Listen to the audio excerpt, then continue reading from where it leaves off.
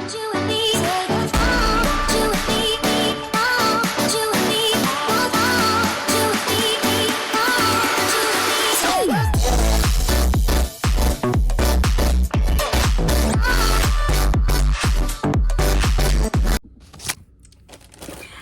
it's me.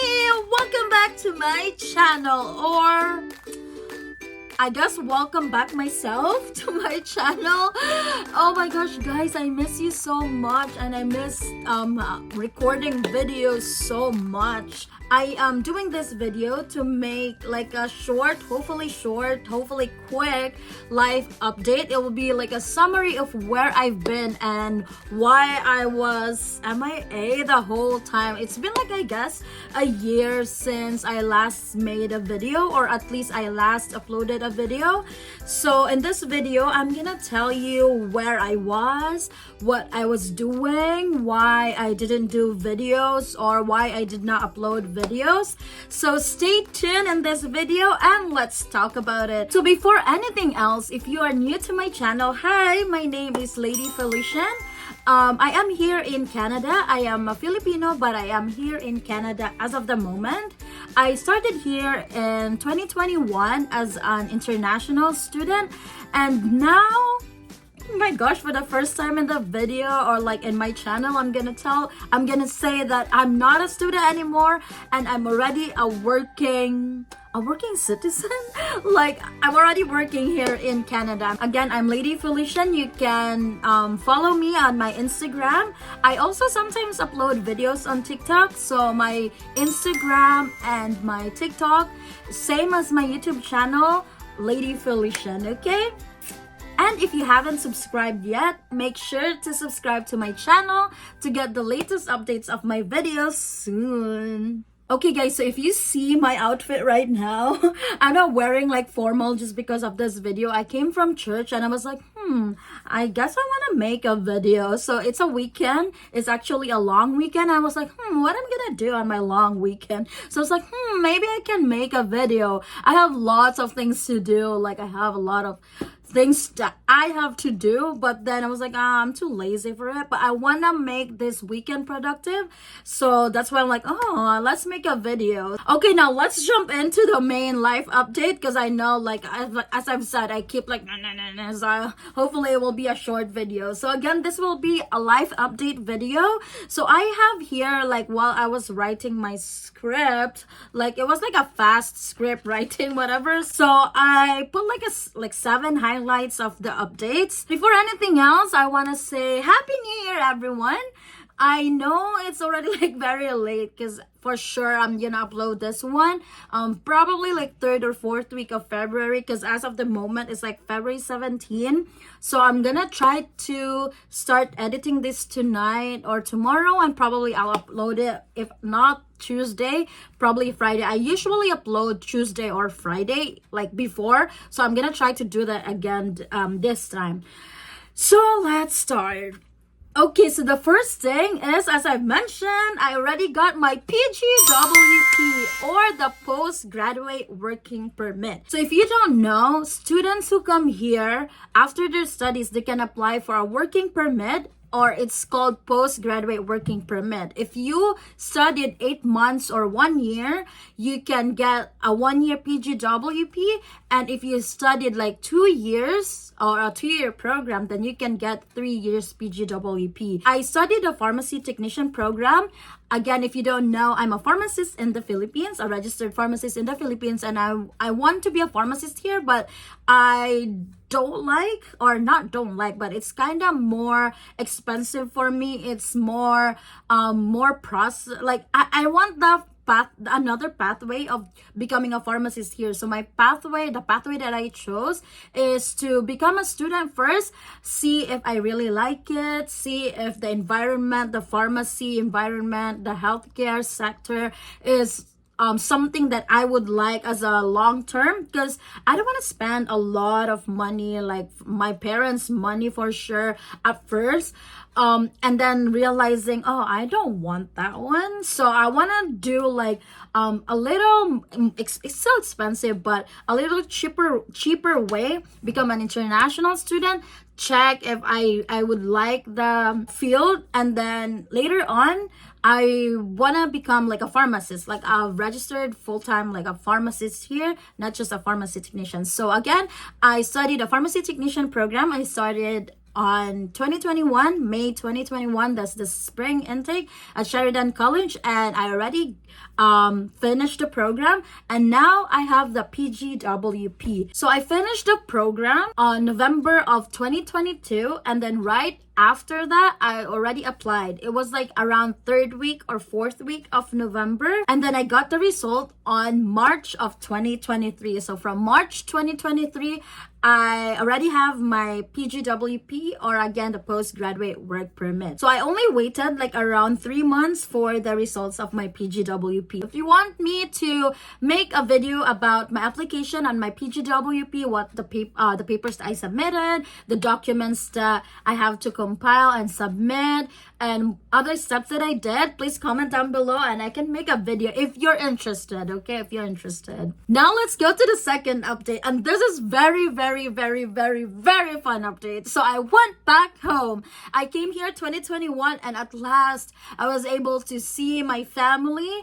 I went home on May 2023. I stayed there for around like 5 weeks, and I really missed the Philippines. I did not realize how much I missed the Philippines and my family. So I got my PGWP on March, but I was already planning, like even before, like around October or November, when I started applying my PGWP, I already planned to go home. So when I got my PGWP, I right away booked a ticket. So I went home May of 2023. I got my PGWP March, and then I went home on May. So I got like a very expensive ticket. So from Toronto to Philippines, I spent like $2,700 to just for the ticket only, and that's to Cebu, Philippines. But it's okay, it's all worth it, guys. To see your family again, to see your home country again, it was all so worth it. So what did I do in the Philippines?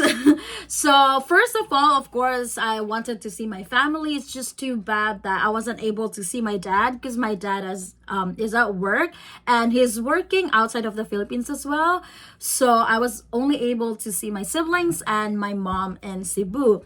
I also brought my very good friend to the Philippines, and we went to Boracay, which is, oh my gosh, I've been to Boracay once before that, and oh my gosh, the Boracay is still like, it's like now it's way cleaner than I first went there. But the bad thing was, it was May, so it was sunny, so there's kind of like the ocean was kind of mossy, but overall it was so good. We went snorkeling, we went the parachute thing, parasailing, or yeah, I'm not sure what it's called, but like I'm gonna put photos here. So yeah, we did that thing, so it was so fun. We also went to Oslo, the whale watching, or the whale encounter in Oslo.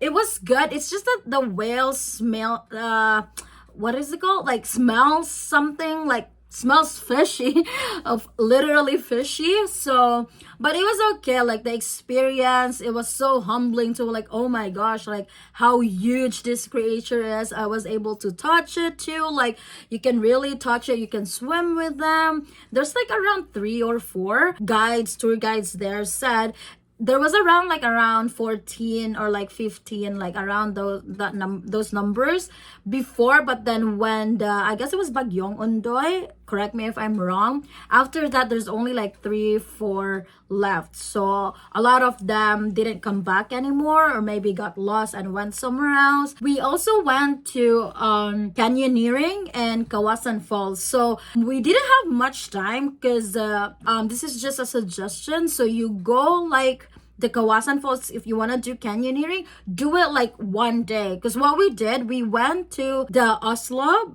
in the morning, and we already like spent like the whole morning there, so we went to the canyoneering only like in the afternoon, so we didn't really have much time. The whole adventure is, I guess it would take like around 5 hours, but then 5 to 6 hours, yeah. But then when we went there, I guess it was already like around 2 p.m., and the guy said that they're not allowed to do canyoneering after such time, like I guess after it's like around 6, or if it's getting dark, because it's not so safe anymore. The guy offered just half of the adventure, and it was good. Like I guess it's not so tiring because you have to walk. So there's a part that you have to walk, there's a part that you can ride, like we call it habal habal. I'm gonna put it here.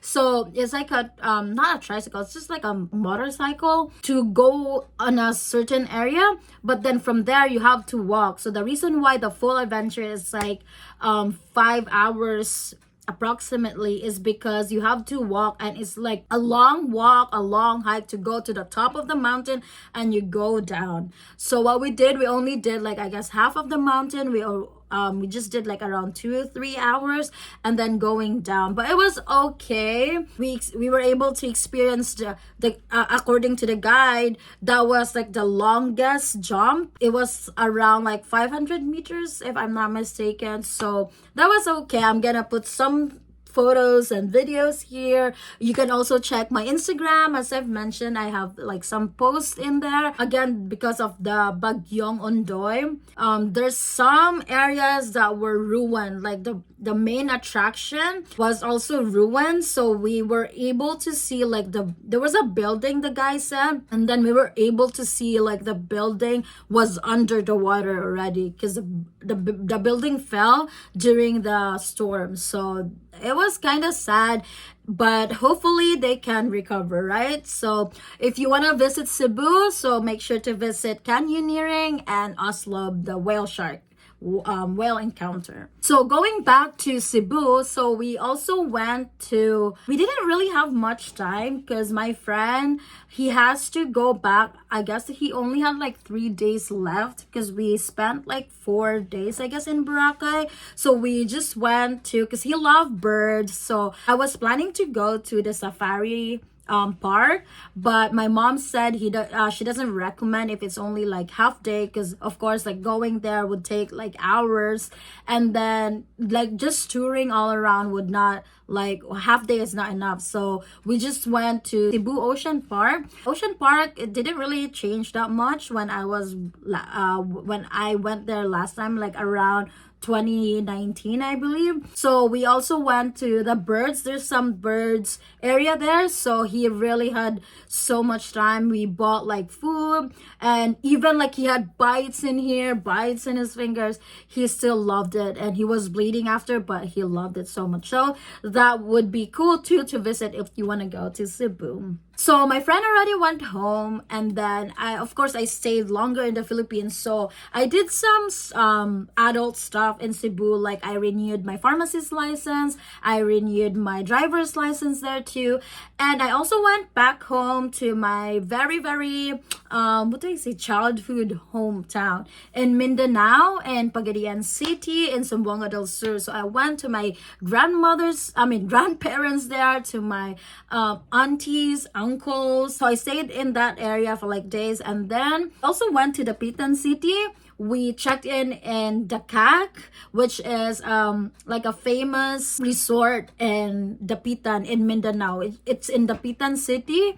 And we also went to Gloria's Fantasyland, because I guess that's like a package. Like if you go there, then you should go to Fantasyland as well. So I brought my family here. I'm gonna post here pictures. So it was so much fun to see them again. So that's the 5 weeks, guys. I swear, when you go back to your hometown, 5 weeks is like gone. Now let's go to the third update. So my third update is not so chronological order if you really think about it, because I already got my PGWP, right? But then yes, on June of 2023, I already graduated.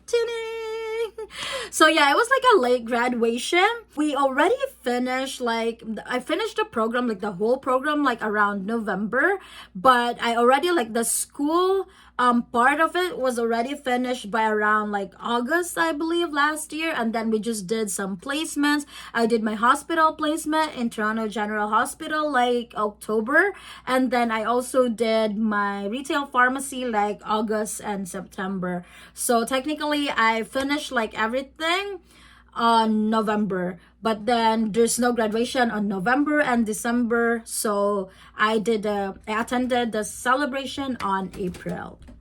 And the fourth update, and I am so excited to tell you guys.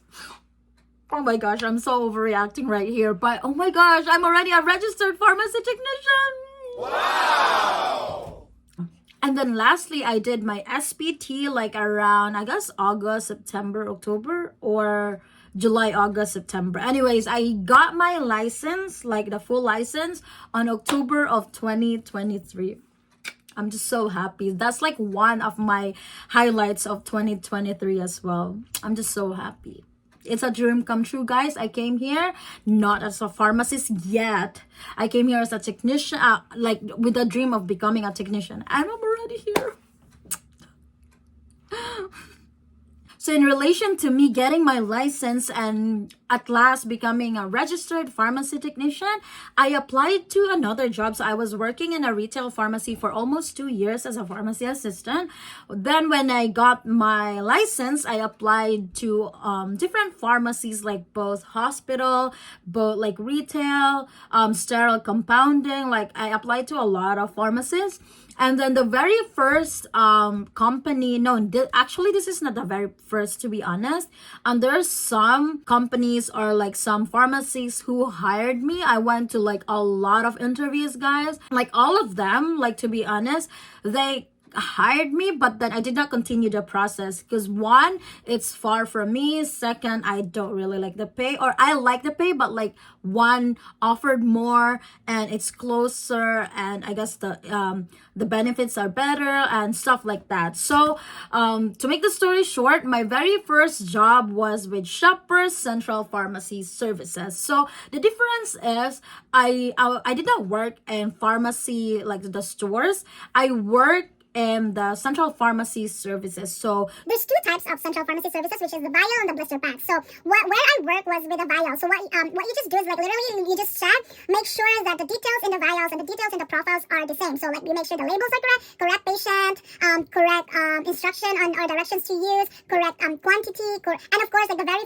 important is you have to make sure that what's expected to be in there is what's actually in there. Like for example, you got sertraline, you have to make sure that it's sertraline 25 that's in there. So you have to make sure no contamination, no other pills are in there. So this is basically what we have to do. And then we have to make sure also that the instructions are correct. We really don't have to deal with the therapeutic side, even the pharmacist working there, because what we were told, it is the responsibility of the pharmacist in the store. So what we just did, we just prepared the vials, make sure the technical aspects are correct. So that was my first job, but then I did not really last there because it's near the airport. And it's so far from where I was living. I'm gonna say was, because I'm gonna tell you another update later. But then, yeah. I had to go like there 2 hours in advance. So our shift was Sunday to Thursday, 2 p.m. to 10 p.m. So for me to be there on time, I have to leave my place or my house like around 12. And then after I finish at 10, then I go home. I will be home by like around 12 a.m. as well. So it's like from 12 to 12, I'm out of the house. And just the travel is so exhausting because I have to transfer like I have to do 3 transfers. So before the job is really chill. The job is you have to just sit down or stand whatever you want, and you just like I'm gonna put a video here. So that's what we pretty much do. Like you just count. You don't even have to count. You just need to check again like the technical aspects of it and make sure like what's expected to be there is there, and no contaminations, no other pills are there. Yeah, so the job is like very good job. The pay is also very good. The benefits is so good. The people, the environment was so good. But my problem was really the location. It was so far. So if you're asking, like, if you stop on your job, like old job, in that job, where are you working now? Guys, another dream come true. I am now working in a hospital. So I'm already working in a hospital pharmacy right now. So even when I was still in the Philippines as a pharmacist, that's already my dream job to work in a hospital pharmacy or in a hospital setting. That's really my goal. So even when I came here, I was like, oh, that's what I want to do, to be a technician in a hospital setting or in a hospital, because I want to be more like closer. I mean, like, yeah, retail pharmacy, compounding, you're also like close to your patients, right? Like, especially retail, you'll be able to talk to them. In hospital, you can't. But like, I feel like the need for me to do it well, the need for me to make my job well is for the sick people. Like, you know, like you can't mess it up. If you work in a retail pharmacy, you can't mess it up as well. But like, if they take like let's just say like one wrong tablet, it might not take like very hard effect on them. But then what I'm saying is, like, if you work in a hospital, you have to be very responsible and accountable as well of what you're doing, because one single mistake might kill a patient, like literally kill them, because of course they're already sick. Also, there's like kids there, there's chemo drugs in there, which are not in the retail setting, right? So there's also injections in there, there's syringes, there's compounding, like there's just everything. Like what you learn in school, you really apply like there. Like all of the things that you learn in school, you're gonna apply it there. Yeah, I really love working in the hospital, but I'm gonna tell you like the pros and cons of working in the hospital, and like I'm gonna compare it to my old job, like in the CPS or in Shopper CPS. The job in the CPS is very, very good. Like very, I don't want to say chill, but like very light compared to the hospital, which can sometimes be very exhausting, especially if you have to deliver the meds, or you will be assigned to, like,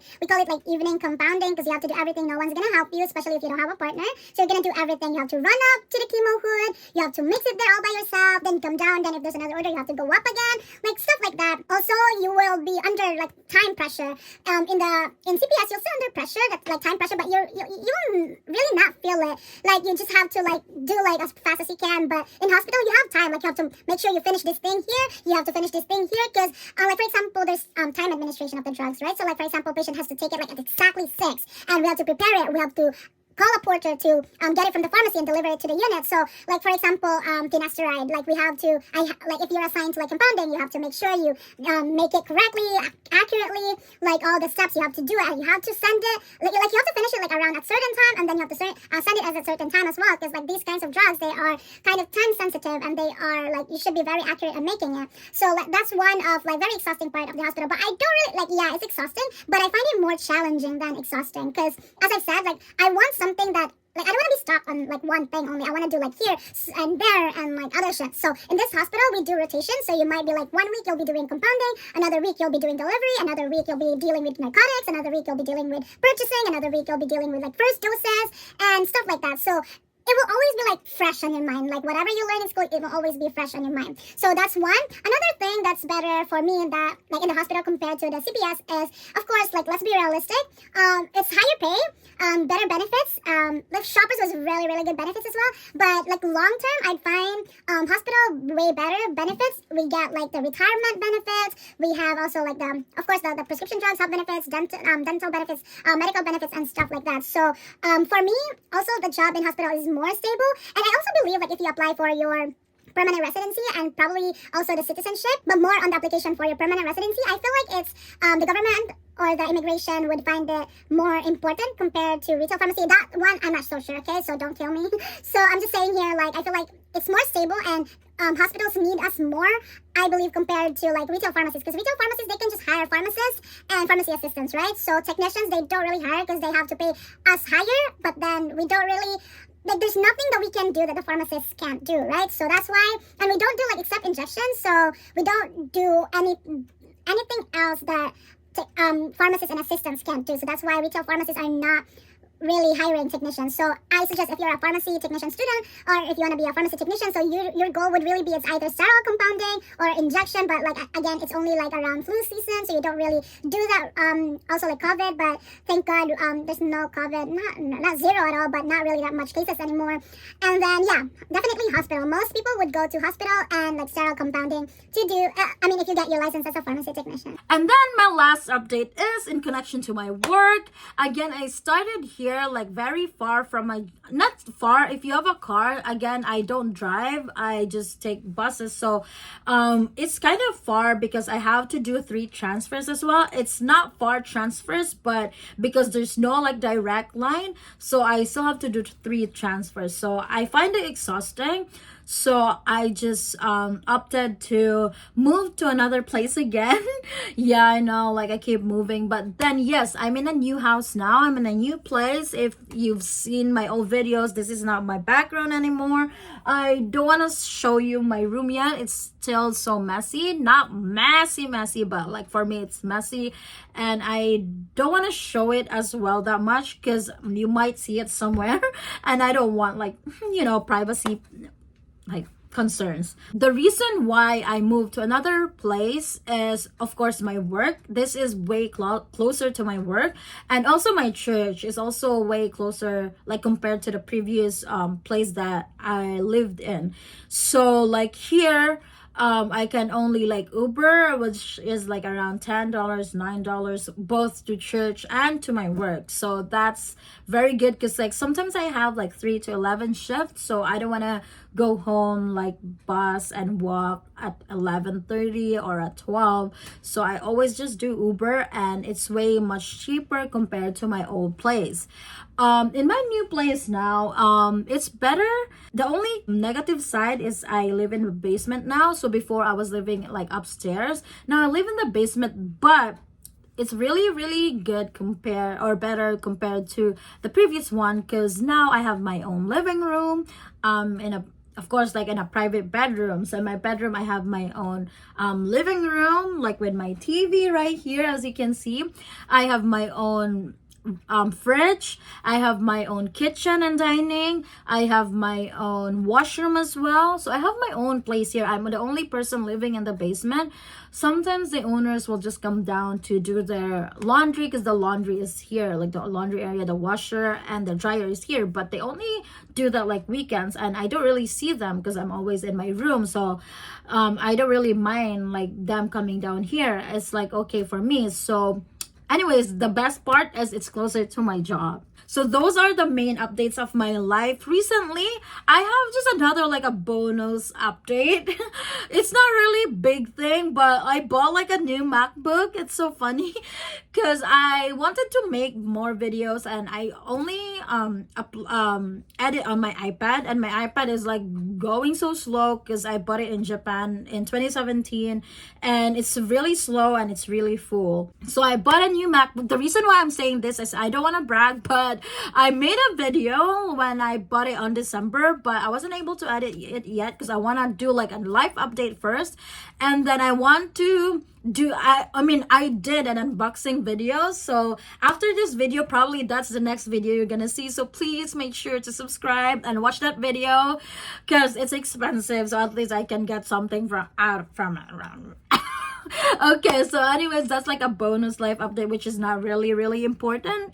So that's it, guys. I know this is not a short update, this is not a quick update. Probably this is already like 20-30 minutes already, so I'm gonna try to make it shorter for you guys, because as I'm seeing in here like around 40 minutes. So I'm gonna try to make as short as possible, and I'm gonna make probably like a little speed up on this video because I talk too much, and now I have like so long video. So again, that's my life update. I keep saying this one, I already said this last year, but I hope that I'm gonna make more videos this year. I promise I will try my best to make more videos this year. And if you can't see me on YouTube, I am more active on Instagram and on TikTok. I'm more active actually on Instagram, so you can just message me there. Make sure to follow me.